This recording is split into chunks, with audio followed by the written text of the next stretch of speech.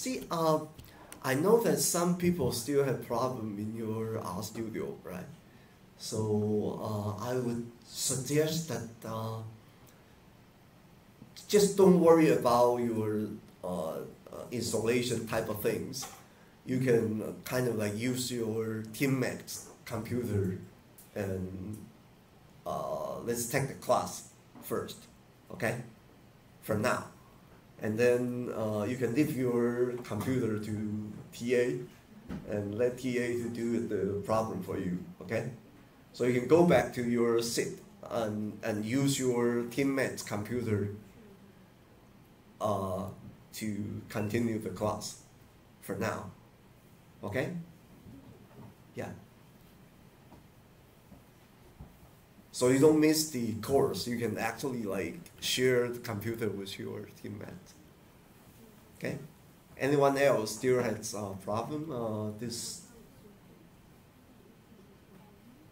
Do you want to go back to your team and like I would suggest you like continue the course with your teammate and let the TA work on the problem for you. Okay. Yeah, I actually would like to like go to the comic data set first, right? And then as I say, I don't really want to like go through all of the syntax. I would like to like give you data set after data set and kind of let you learn the things that along the way. It'll be easier and like have more fun, right? Okay, that's what we want to do. Okay, so let's continue. Now the first thing I already explained to you is like this vector operation, especially for arithmetic operation. They sometimes they have the lengths of the vector. They are not equal lengths, right? So in that case, what would happen? Okay. And the second thing I would like to emphasize is like, besides this arithmetic operator, we also have some logical operator, right? For example, you want to test if 0.1 is greater than 0, 0.2 is greater than 1, 0.3 is greater than, right? Okay. We also have this type of like, it's like comparison operator, isn't it? Right? So when you are using this comparison operator, we call this operator the logical operators. Okay? So what's gonna happen is that the outcome is actually true or false, right? Because I want to test whether 0.1 is greater than 0, and then 0.2 is greater than 1, right? And because 0.1 is greater than 0, so the first outcome is true, and the second outcome is actually false, right? Okay. So when you are doing comparison, when you are doing this comparison operator, the outcome is actually a logical vector, right? Because you are doing a condition, right? You are doing a test, and the test could be true, or the test could be false, isn't it? Right? So the first thing you need to remember is that when you are using this logical operator, you basically will produce logical, or sometimes we call it Boolean, right? True or false vectors, right? It's not like a arithmetic operator. You have number, and then you actually produce number, right? Okay. But if you are using this logical operator, you have numbers here, you have numbers here, but the outcome is actually true or false because you are doing comparison. This is a conditional operation, isn't it? Right? So the outcome is either true or false. Right? That's the thing. The same thing is that it can be shorter. For example, if you want to test which of these elements are larger than 250, right? So these two things, they are true because they are larger, right? The same thing is we can also do this, right? And then when you are doing that, the same thing would happen, right? The 200 will compare with 100, 300 will compare with 200, and then 200 is compared with 300, and 300 is compared with 400.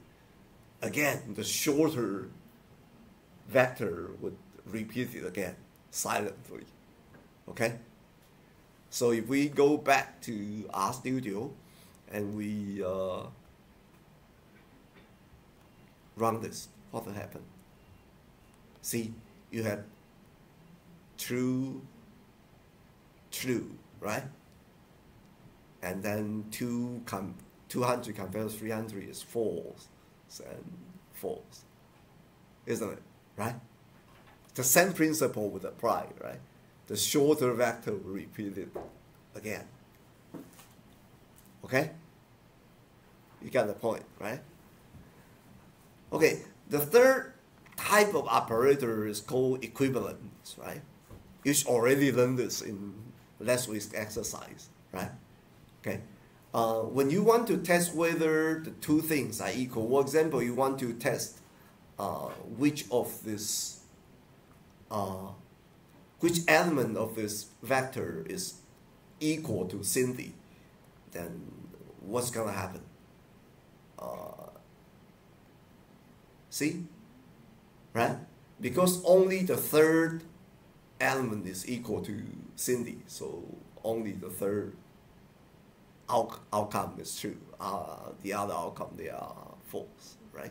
So this operator is to test whether it is equal, right? And there's another operator like this. It's percent in percent. Although they are 4 characters, they should be treated as a single operator, right? This is called set comparison.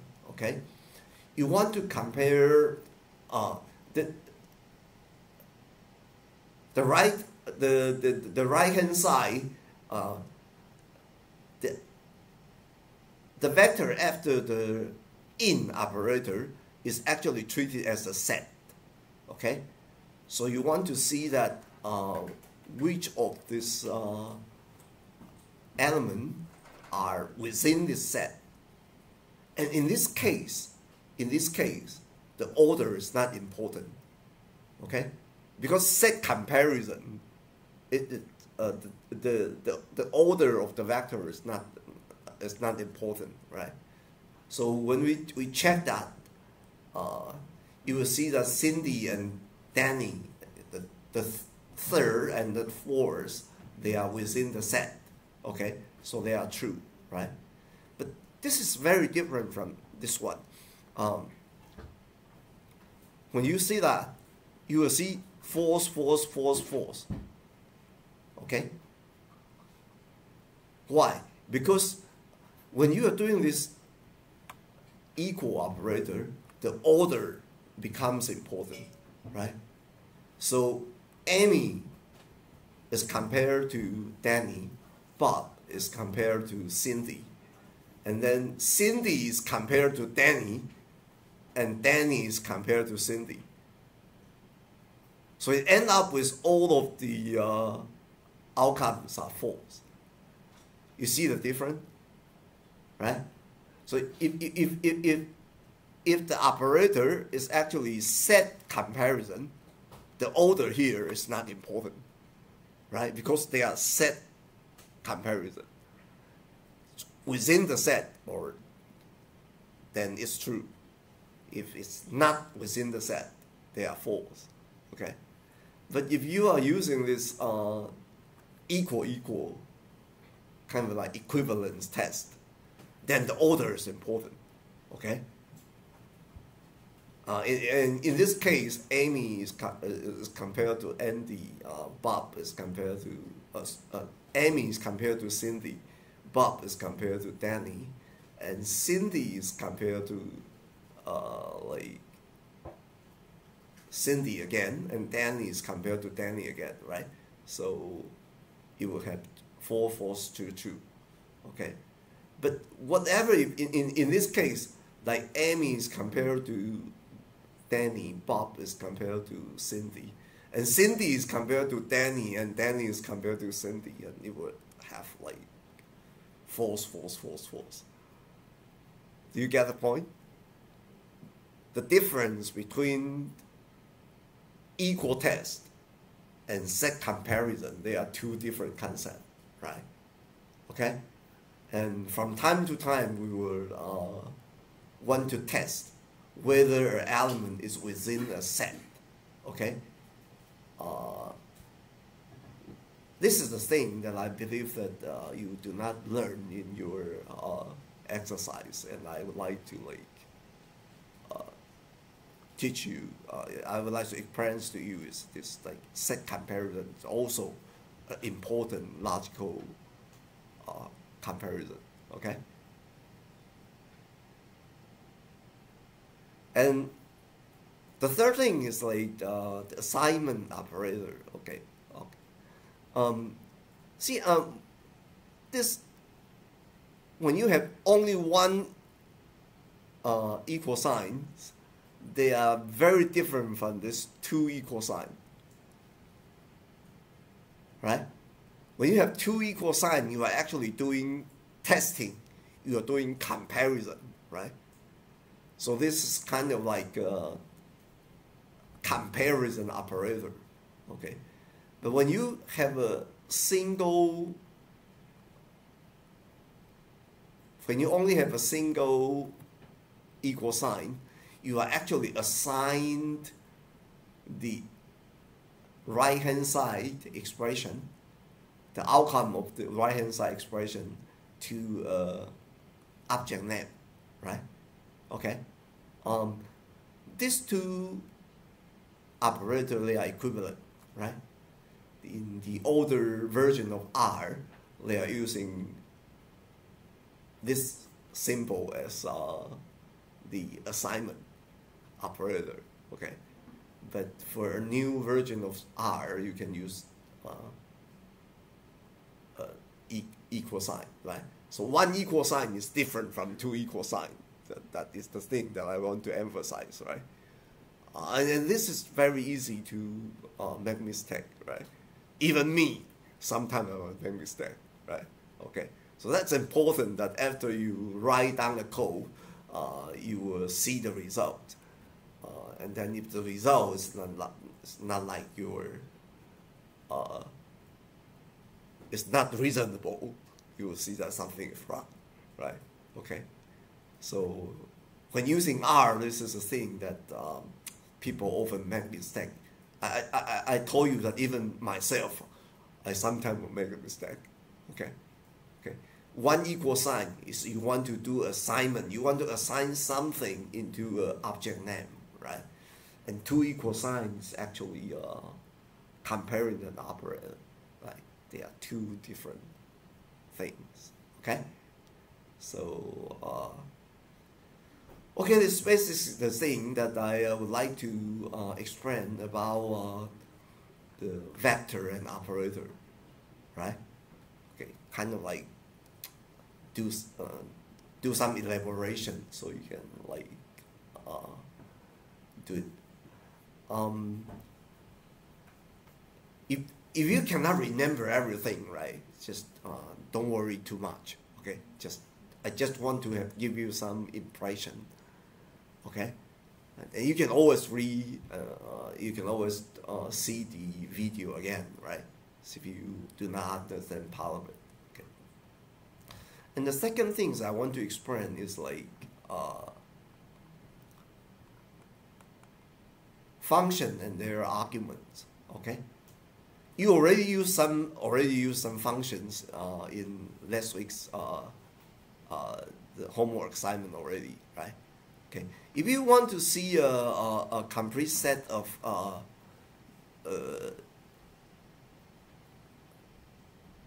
operator and the complete set of a function, you can actually go to this.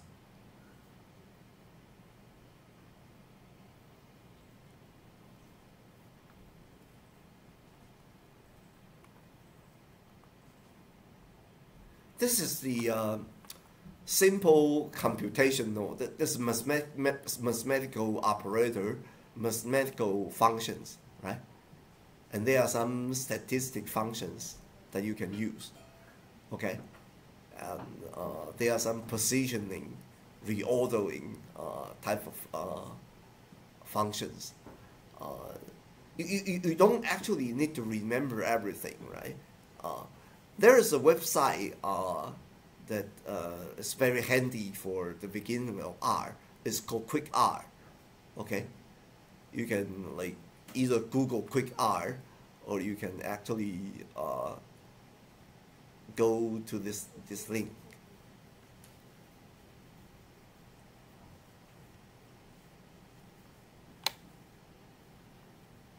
You go to the quick. Let me do it this way. You type quick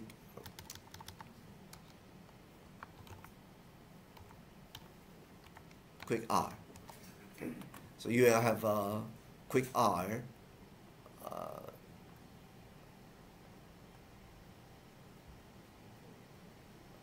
You go to this quick R things, right? And you in the right side you can have some. Oh, it's a kind of strange. Let me see.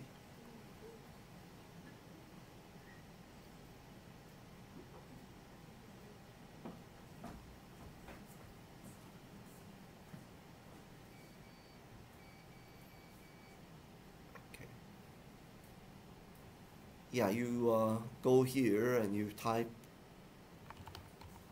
quick R, and then here I think this is easier.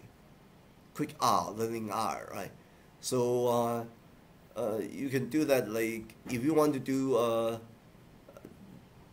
for example, you want to do some R tutorial, and then you would have some basic R explanation, very concise R explanation, right?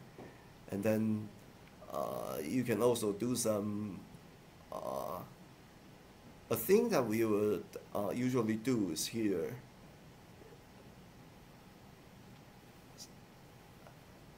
It's R introduction, right? So you can like have R introduction and data management, right? Okay. You can see operators. This is all of the operators. Under this data management, right? You have operator, right? And you have some functions, right? Built-in functions, kind of like sum, floor, seal, selling, right? You don't really need to remember everything, right? Okay, and actually you will learn these functions along the way, right?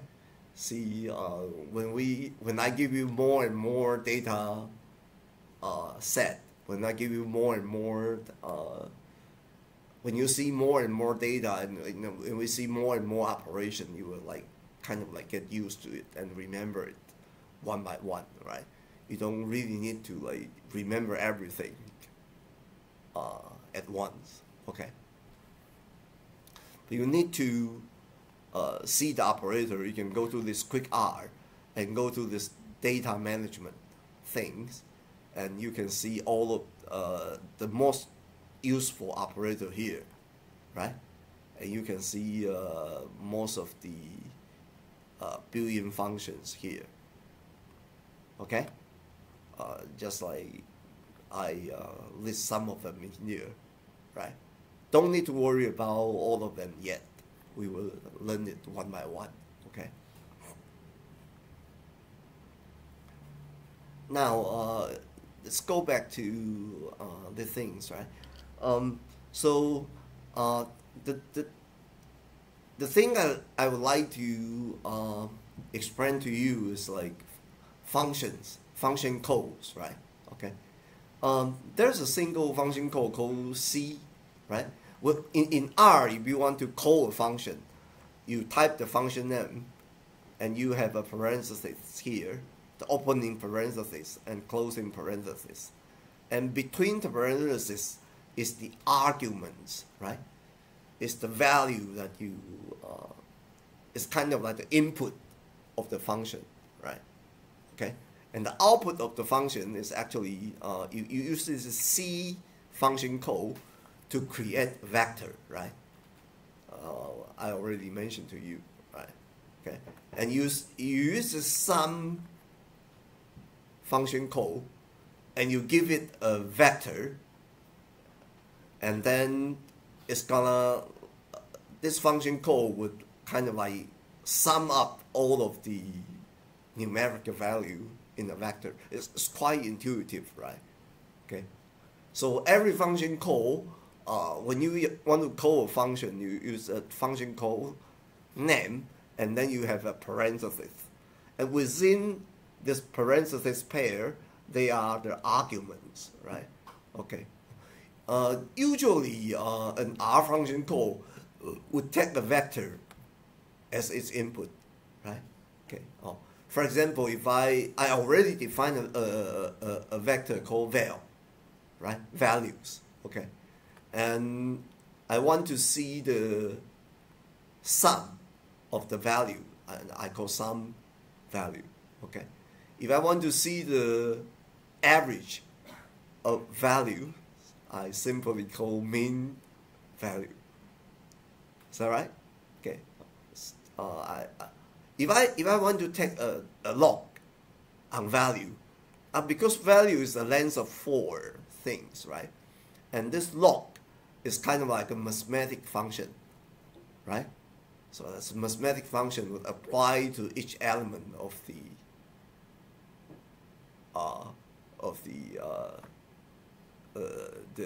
value here, right? Okay. So in RStudio, let's go back to RStudio. So if I want to like run this thing here, it will call you like object value not found, right? Because I do not run this yet, right? So I do not have the value object here. That's why I get the error message here, right? So I run this. After I run this code chunk, I'll have this VAL object defined. So I can run this log VAL. And you can see that actually this log function has, I put the two argument here. First thing is the input vector, right? And the second thing is the base. If you still remember the like high school mathematics, the log, this log function is actually has a base, right? It can have base 2, it can have base 10. Still remember that? Okay. let me do it. Do something here so you can like remember better maybe. If I want to call a function, and I do not know what type of argument it has, I can actually put the cursor on the function name and press F1. Okay? Put the cursor on the function name and press F1. And here you will see the online help for this function. Okay? As you can see that the log function has 2 arguments. Okay? The first thing is x. X is the input, right? It's the vector that you want to take the log. And the log actually can have a base, right? You can specify the base. Let me cite an example to make it easier to understand, right? So if I have a log and I give the vector like 10, 100, and 1,000, and I simply do that, I will see, because by default, if you do not specify base, it will use the natural exponential. Do you still remember this number?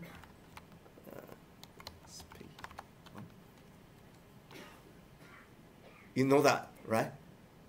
This is the, maybe you forgot. in high school mathematics, there are a natural base of this log, right? But if I want to change the base, right, to like in business, usually we use log base 10, right? Okay, when you do that, you will see 1, 2, 3, right? Because 10 to the power of 1 is 10, right? 10 to the power of 2 is, right? So the log is kind of like the inverse function of exponential, right? Okay, so you can change the base of the log. If you do not give it the base, in most of the R function there is a default, okay? And the default might not, sometimes the default is like exactly what you want, right? If you do not like the default, then you can actually specify the default, and then you can specify the base, then it will be different, right? Okay. And as you can see that there is a function called log 10. So if I call log 10 instead, then I don't need to specify the base. Because the log 10 only have one argument, right? And it has base 10, right? So the function names are different. And well, in R, it actually usually in some of the function they have a lot of the arguments, and most of the argument will have a default. So if you do not specify these optional arguments, it will use the default, okay?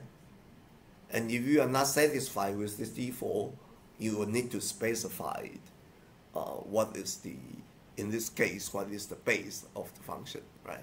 So that's the function call and argument. And for convenience, I think there are two design principles. The first principle, they want it to be convenient, right?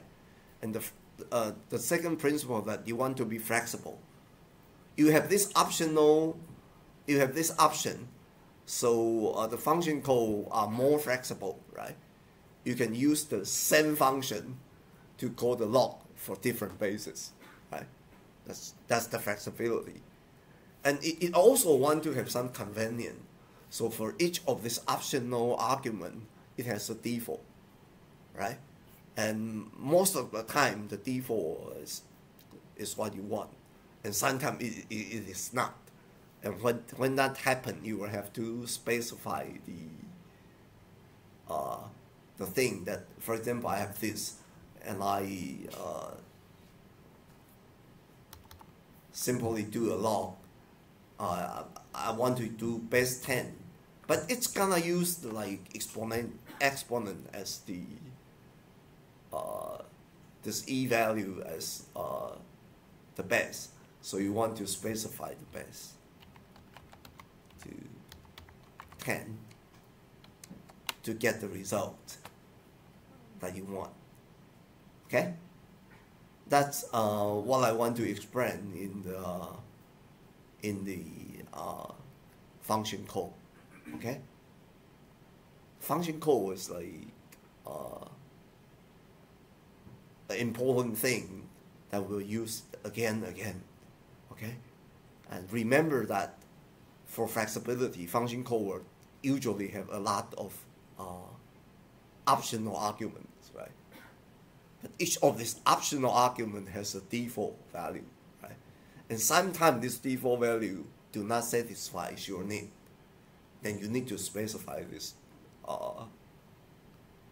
optional argument when you call the function, okay? This kind of, but just later on you will like kind of get used to this when we have more and more exercise in R. I just want to give you this basic concept in this first hour, right? Okay. And then the last thing I want to emphasize is the operator called pipe. This pipe operator, okay. Sometimes we will have an expression look like this, right? I have a data object called X, and I want to take a square on it, and I would like to do a log in base 10, and then I want to take a min on this object, okay? When you have a lot of function, and the function is like kind of like cascade into a lot of labels, right? It's very easy to make mistake, right? Because you have a lot of parentheses, right? And this parenthesis is corresponding to this one. This parenthesis is corresponding to this one. And this parenthesis corresponds to this one, right? When you have too many function code cascade, one within each other, it's very easy to make mistake, right? So that's how this pipe operator can help us. Because when you have an expression like this, and when you want to evaluate this expression, the first thing you want to do is do the squares, right? Okay, right? And after you do the square, you do the log. And after you do the log, you do the min, right? So when you have this pipe operator, you can actually make the sequence easier to understand, right? So I have a object called X. I want to make a square of the X, right? And the output of square X, I want to take a log with base 10, okay? And the outcome of here, I want to make it the input of the next function, okay? So this pipe operators work like this. Evaluate the first part and use the first part as the input of the second function, right? And then evaluate the second function, and then use the result of the second function as the input of the third function, okay? And you can put that on and on and on. So you don't have this, and you don't have a lot of cascaded parentheses, and it's easier to read and it's easier to understand, right? So otherwise, this mathematical convention is like you have to evaluate this expression from inside out, right? Okay? Conventional mathematics do that, right? You evaluate a complex expression from inside out, right? And that is very easy to make mistake, right? So this pipe operator is kind of like try to reorder the syntax. With this syntax, you want to do square, then you make square first. and you take a square and evaluate this value and take the value as the input of the second function, right?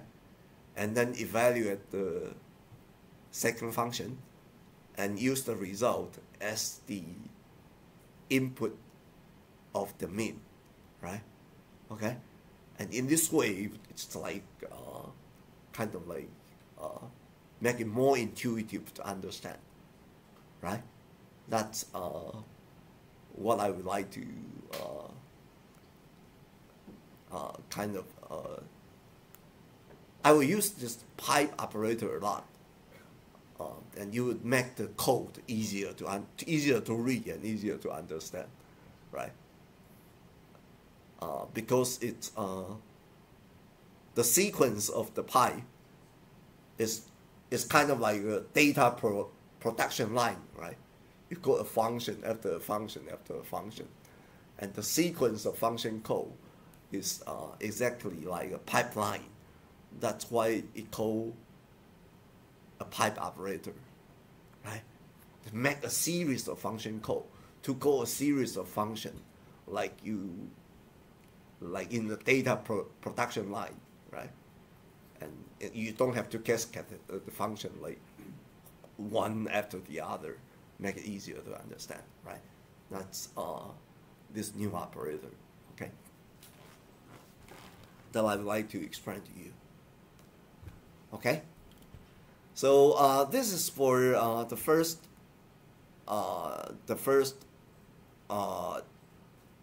notebook that I would like to talk to you.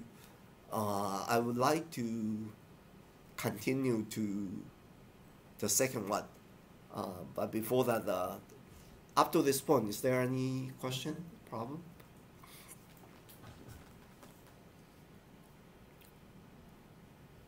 Okay, if no problem, let's go to the second. Let's go to the second notebook. In this notebook, again, let's open the HTML. You actually already have a lot of indexing exercise in last week's DataCamp exercise already, right? In R, we can do what do we mean by index? It means that we want to extract some part of a data structure, right? For example, I have if I define a few vector like this, right? You should already do a very similar practice in last week's exercise already, right? When we have a vector defined, let's go here. So I see. Don't worry about this first chunk, right? As I say, that this is just for installation setup format, so you don't modify this, just execute this chunk, okay? And then in this chunk, say we have defined a lot of vectors, right? This is I think this is our customer information. The first thing we have like 1, 2, 3, 4, 5 customers, right? And this is the frequency that they buy, and this is the amount that they buy, and this is the membership, right? Membership is the logical vector, right? The first member is not the first customer is not a member. The second is a member. The third is not a member. Thing like that, right? So the name of the customer, right? It's a character vector, and their gender and also their class, right? Okay, so we have like 5 vectors, right? So in R, when we want to do index, we can use the first index. Actually, in R, we have three kinds of index. The first kind of index is we call position index, right? You specify the position. If I want to like pick up the first and the fifth, I do it like this, right? Let me do it one by one so you can see it easier.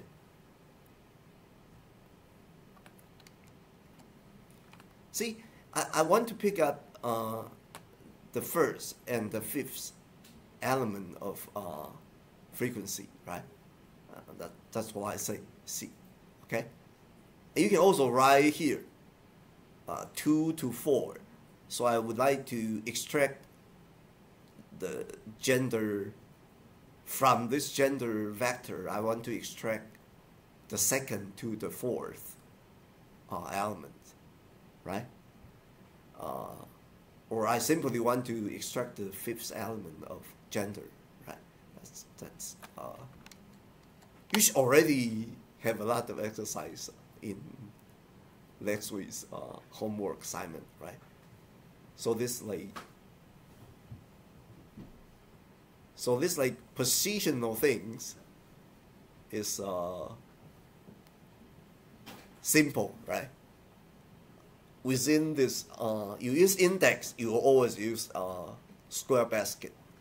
And within the square basket, if you put in the position, then you like kind of like select or extract information from the data structure by position, right? That's the very easy, right? So we don't need to do some too much explanation of this. And the second thing is called name index.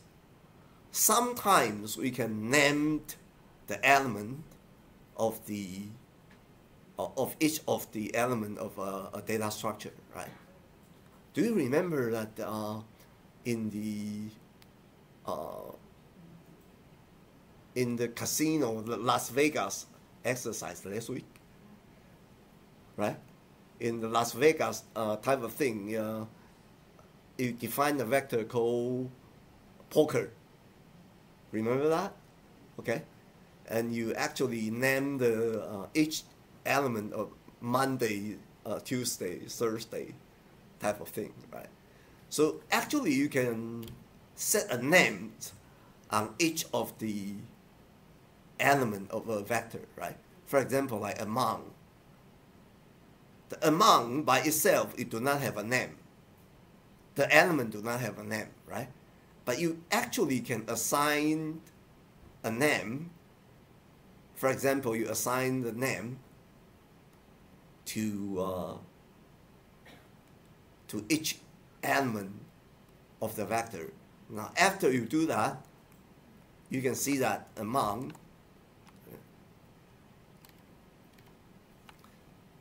Now, after you assign the name, you see amount. Now, each element has a name, right? Okay? When each element has a name, you can actually like index by name. Okay? See, in here I define a vector of name, right? Bob and Cindy. And then I can, within this square basket, within this index basket, I do not use position. I actually can use the name. So I want to select Bob, and I want to select Cindy out of the amount, right? Isn't it, right? So it's quite intuitive, but you can, in addition to index by position, you also can index by name, right? Okay, and that's quite intuitive so far, right? You have two ways to do indexing, but actually the most important way of indexing is not position. and not name. Okay, the most important way to do indexing, as we will see when we do the Cummings data set, okay, is actually the conditional indexing, or we say logical indexing, right? Okay. What we means by conditional indexing is you actually use a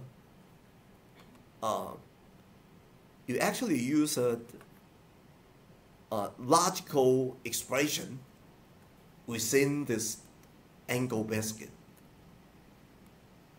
Okay? You actually use this is the expression, right? Comparison expression, right? You use this comparison expression within the angle basket to do the indexing, right? I want to select the amount, right, of those people whose frequency is greater than 2, right? Okay, so let me go to the RStudio. Now let's see this. This way we will call it conditional indexing, right? Within the angle basket, there is a condition. I want to see whether frequency is equal, is greater or equal than 2, right? As I say, if I evaluate this conditional condition, I will see a vector of phi, a logical vector of phi, right? So because it's a logical vector, so it will only select the true. Okay. Where does this come from? Because we can see that this frequency is 35113, right? Isn't it? Right? And I want to see that frequency is less than or equal than 2. So only these two elements are satisfied with this condition, right? So in programming, very frequently, we will use a condition to select the sub-element out of